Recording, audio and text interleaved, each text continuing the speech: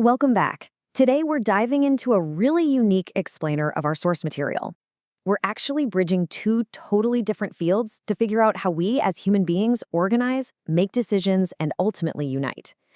First, we're going to look through a micro-level lens, specifically how businesses analyze our everyday consumer choices. And then, we're taking that exact framework and pivoting to a massive macro-level historical case study to explore the forces that literally build entire nations. Now, you might be wondering, what on earth connects modern marketing research to the birth of an entire nation?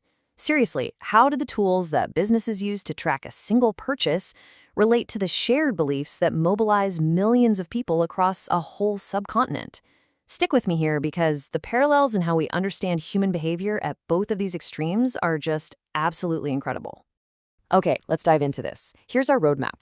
We'll start with micro versus macro behavior, peek inside the marketing research toolkit, and then move into ideology and nationhood. From there, we'll explore mobilization and political struggle, trace the road to partition, and finally look at surviving a new state. Section 1. Micro versus macro behavior. Understanding individuals versus mobilizing millions. So before we tackle these massive historical movements, we need to establish how we actually analyze human choices on a much smaller scale. Take, for instance, dissonance-reducing buying behavior. I know, it sounds like heavy academic jargon, but it basically just describes the stress you feel when making a huge, expensive choice, like buying a house or a car, especially when all the options look pretty much exactly the same. It's really just one way businesses categorize our messy, stressful, individual decision-making processes. Section 2. The Marketing Research Toolkit. How businesses gather micro-level insights. Now, to actually understand these micro behaviors, companies have to actively gather data, right? If a well-established brand suddenly loses sales in a specific area, they don't just guess, they research. Now, what's really interesting about this is the contrast in how they find their answers. Usually, they'll start with secondary data, because it's cost-effective and already sitting there. But for really unique, specific problems, they need primary data. That's fresh, tailored information. And because consumer trends change so wildly fast, those static databases of secondary data become useless in the blink of an eye. You constantly need to update them. So to keep up, businesses rely on what's called competitive marketing intelligence.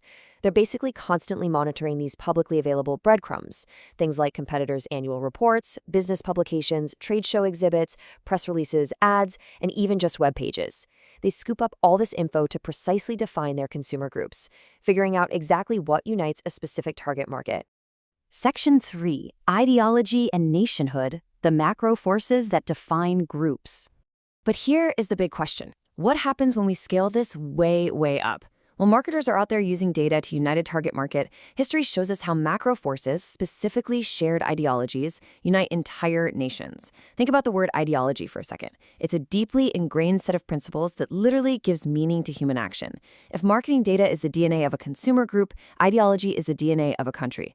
In the context of the British Indian subcontinent, Islam served as this exact kind of people-building force. It gave a moral consciousness and a distinct political identity that united millions into one massive, cohesive group. And you know, this macro identity didn't just pop up overnight. It was awakened by real crisis. Back in 1857, the War of Independence brought immense disaster and British punishment down on Indian Muslims. Just 10 years later, in 1867, the Hindi-Urdu controversy in Benares widened that communal divide even further. Out of that post-1857 trauma, Sir Syed Ahmad Khan stepped up in 1875 to establish the MAO school at Aligarh to promote modern English education. And that educational awakening eventually morphed into true political organization, culminating in 1906 with the founding of the All India Muslim League to advance Muslim political rights. Section 4. Mobilization and political struggle. Transitioning from ideology to political reality. Because, let's be honest, having a shared ideology alone just isn't enough to build a nation. You need clear leadership and direction to turn an abstract idea into a political reality. A really incredible example of this happened in 1933 from a student at Cambridge named Chaudhry Rahmat Ali. He published a pamphlet with a pretty intense title, Now or Never, Are We to Live or Perish Forever? This historic document officially coined the name Pakistan. It completely transformed a purely intellectual concept into a highly popularized dream, especially for the youth. So, the crucial point is, what was the result of all that mobilization? 100%. After years of ideological and political buildup, the All India Muslim League fought the 1945 to 1946 general elections on a single platform, a sovereign Pakistan. And they achieved a totally clean sweep, 100% of all the Muslim seats in the Central Legislative Assembly. Absolutely unprecedented. Section 5. The Road to Partition. The Constitutional Frameworks and Final Plans. That massive electoral mandate proved beyond a doubt that the Muslim League was the sole representative demanding a sovereign state, which pretty much forced the British to act. At first, the British tried to keep the subcontinent united through the Cabinet Mission Plan. They proposed a 3-tier grouping of provinces. Initially, the Muslim League actually accepted this because the compulsory grouping of Muslim-majority provinces offered a basis for their demands. But when Congress threatened to reject that grouping once they got inside the assembly, political mistrust just skyrocketed. Realizing a united federation was totally impossible at that point, the Muslim League withdrew their acceptance and called for Direct Action Day in 1946. Let's move on and see how this builds, because with no other viable constitutional solution left on the table, Lord Mountbatten broadcasted the Third June Plan in 1947. This set off a rapid chain of procedural dominoes. The legislative assemblies of Punjab and Bengal voted on partition. Meanwhile, the NWFP and the Sylhet district decided their own fates via public referendum. And finally, the British Parliament passed the Indian Independence Act of 1947, giving the whole division its official legal shape. As Quaid-e-Azam M.A. Jinnah so profoundly articulated back in 1939, we are a nation with our own distinctive culture and civilization, language and literature. The creation of Pakistan was a highly unique event in world history. It was a state created purely based on an ideological movement and the fundamental right to self-determination. Section 6. Surviving a New State. The Immediate Challenges of Independence. But, as you can imagine, attaining independence was really only the beginning. Setting up a stable administration in the new capital of Karachi was a monumental task. Take a second to think about this number, 0. Out of the 40 ordnance factories operating in British India at the time, exactly 0 were located inside Pakistan's new territory. The new federal government basically inherited a completely non-existent industrial base overnight. And the data brilliantly illustrates the challenge with military stores and equipment.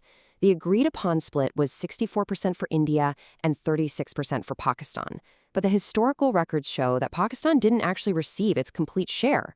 And to make matters worse, a lot of what did arrive was broken, damaged, or just completely unserviceable. The financial strangulation of the new state was equally severe. To put this in perspective, out of the 4,000 million rupees in undivided cash balances, Pakistan's agreed share was 750 million, but initially, only 200 million rupees were released. The whole situation became so incredibly tense that Mahatma Gandhi actually went on a hunger strike in India, specifically to force his own government to release those remaining financial assets to Pakistan.